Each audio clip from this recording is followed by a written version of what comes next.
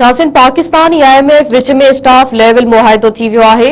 IMF state by मुआहिदे तहत पाकिस्तान खे $1.1 अरब जी आख़िरी किस्त ॾियण जी मंज़ूरी ॾेई छॾी आहे।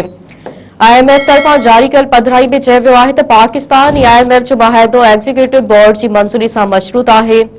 पाकिस्तान खे किस्त मिलंदे ही $3 अरब जो स्टेट बाय अरेंजमेंट मुआहिदो मुकमल थी वेंदो। IMF पंहिंजी पधिराई में वधीक चयो आहे त पहिरीं जाइज़े खां पोइ महीननि अंदरि पाकिस्तान जी माली ऐं मुआशी हालत बहितर रही हलंदड़ साल तरक़ी मामूली रहण जी उमेद आहे।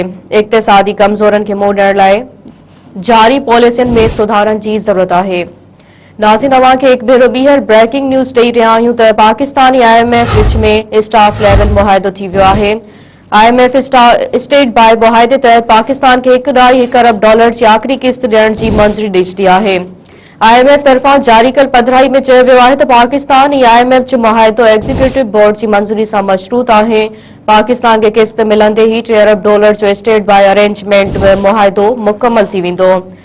IMF पंहिंजी पधिराई में वधीक चयो आहे त पहिरीं जाइज़े खां पोइ महीननि अंदरि पाकिस्तान जी माली ऐं मुआशी हालत बहितर रही हलंदड़ साल तरक़ी मामूली रहण जी उमेद आहे। इक़्तिसादी कमज़ोरनि खे मुंहुं ॾियण लाइ जारी पॉलिसियुनि खे सुधारनि जी ज़रूरत आहे।